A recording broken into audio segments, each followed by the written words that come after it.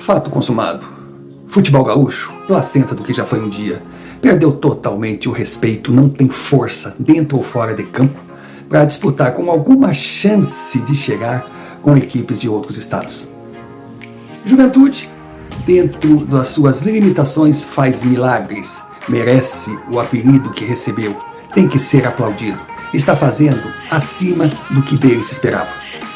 Dupla Grenal, voltar a falar em fracasso é chover no molhado, se repetir, cair na vala comum. É vexame. Clubes gigantes que não conseguem se impor. Ah, foi por causa das cheias? Vamos parar com isso. 2023, 2022, 2021, não tivemos nenhuma catástrofe. E os times de Porto Alegre simplesmente não chegaram em lugar nenhum. Internacional, aquela euforia déjà vu. No início do ano, contrata alguns jogadores medianos que desembarcam em Porto Alegre sob holofotes de craques que irão mudar a história do clube. A mídia embarca no marketing do Beira-Rio. A torcida entra em euforia, agora vai. No final do ano, choque de realidade. Fica tudo para o ano seguinte. E o Grêmio? O Grêmio e o gremista, eles vivem ainda das lembranças de um período pequeno de glórias, de 2016 a 2018, ano em que a equipe, o esquadrão tricolor, comandado por Renato Portaluppi, conseguiu títulos de respeito. Renato que já era idolatrado, virou Deus, mereceu estátua. Só que hoje, de caso pensado, a gente começa a lembrar detalhes. O treinador recebeu a base montada por Roger Machado. E nos melhores momentos da equipe, ele tinha ao seu lado o histórico Valdir Espinosa. A partir de 2019, Renato deitou em berço esplêndido, transformou o vestiário tricolor numa colônia de férias, clube de amigos. Treinar, nem pensar. Era o mundo sonhado por qualquer jogador. Ganhar muito e trabalhar pouco. A maionese desandou. Vitórias seguidas em clássicos grenais e a volta de conquistas de gauchões maquiou a implosão interna, que se revelou de uma maneira catastrófica em 2021.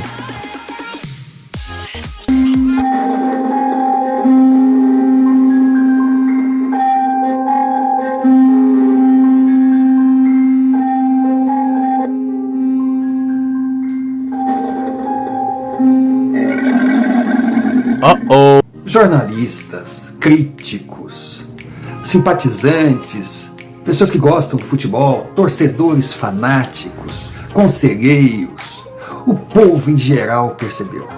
Não adianta mais. Não adianta mais. Não adianta. O presidente do Grêmio, o senhor Guerra, não à toa, hoje é conhecido como Pachequinho.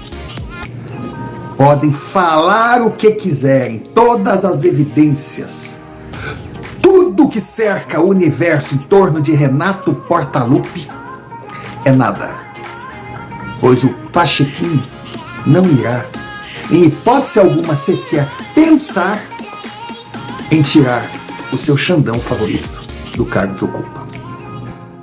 Então não adianta, chover no molhado, é perda de tempo, mostrar o que até aqueles que nada entendem de futebol percebem, é absolutamente nada. Cara, o que adianta eu chegar aqui e dizer que o Grêmio não treina? Não adianta, tá na cara. Ontem foi apenas mais um jogo que o Grêmio de Renato foi água de salsicha. Os caras ficaram dias de folga. Os caras ficaram fazendo rachão, treinos leves, num tempo que o próprio Portaluppi reclama, ai, não dá, a gente não tem tempo para treinar. Tinha tempo sim, e não treinou. Aqueles que afirmam que não há treino tático, não há uma disciplina, não há uma formação de equipe, que Renato vai naquela de jogadores entram em campo, cada um faz a sua, e seja o que Deus quiser, eles são profissionais, sabem resolver, porque no meu tempo eu resolvi. Às vezes a gente pensa que é exagero, mas analisando detalhes, percebe que, lógico, tem um fundo de razão. Então aqui, vamos pegar dois lances como exemplo. Grêmio Fluminense, Maracanã, Grêmio jogando pelo empate, escanteio em favor do tricolor carioca. Então vejam, quando a área se prepara para bater o escanteio, analisem o que tem dentro da área. Tem 9 jogadores do Grêmio contra 5 jogadores do Fluminense. E ainda, um jogador adversário desmarcado na entrada da área. Ou seja, se tiver rebote, a segunda bola é deles.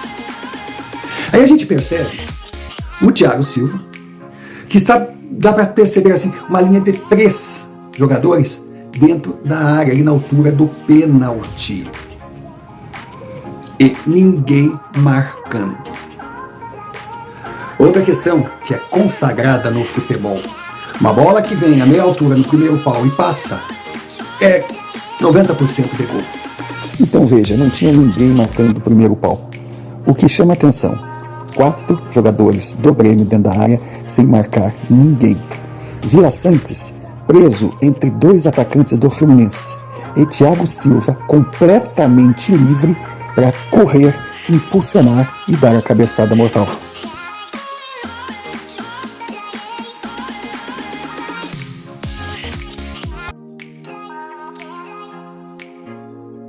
Amadorismo, falta de treinamento, falta de cada jogador saber a sua função e a quem marcar. Mas alguém pode dizer assim, uma falha coletiva é normal no futebol. Sim, é normal quando é uma exceção, o que não é o caso. Reparem agora o gol de Tassiano contra o Bahia em Curitiba e veja se consegue perceber alguma semelhança.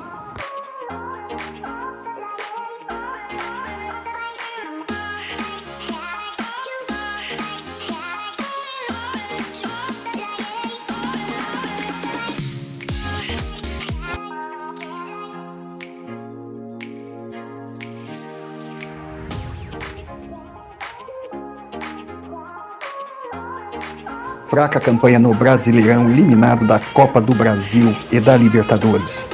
Em qualquer clube normal, o técnico teria caído. Mas Pachequinho vem a público e diz que vai renovar com Renato até 2025 por estar satisfeito com o trabalho do treinador. Resumindo, professor Pardal segue inventando, fazendo a torcida engolir Fábio Natan Pescador, Reinaldo Duqueiroz e companhia, e assunto encerrado. Então. Manda quem pode, lastima quem nada pode fazer. Aí eu pergunto, é com esse esquema, é com essa estrutura tática que o senhor Guerra, vulgo Pachequinho, está satisfeito? Olha, eu não consigo entender o que acontece no Grêmio. O que acontece na cabeça do presidente do Grêmio, porque não é possível. Ou ele não entende nada de futebol, ou não quer saber do departamento de futebol e o Renato segura tudo, evita problema para ele quer sossego. Ou, por alguma razão, ele está nas mãos de Renato, vide Pachequinho, ou o pessoal diz na rua, mas lógico, aí é em tom de piada, mas é uma opção que resta. O Renato deu chá de cueca para o presidente tomar e o homem apaixonou. Os mais críticos, ou aqueles metidos a politicamente corretos, poderão dizer que uma piada desse nível é desrespeito aos homens que comandam o Grêmio Futebol Porto-Alegrense. Pois se disserem, eu deixo claro, concordo.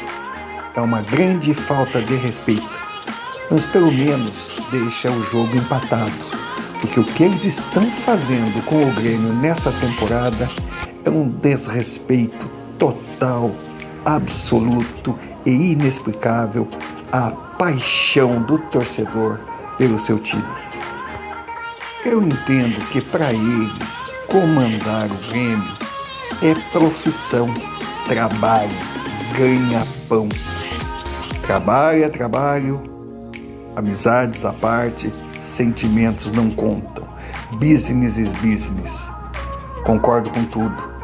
Mas eles também precisam entender a responsabilidade do cargo e mensurar a paixão do torcedor pelo seu clube, pois é esse sentimento que faz a engrenagem funcionar e no final da pirâmide da cadeia elementar é onde sai o dinheiro que paga seus altos salários.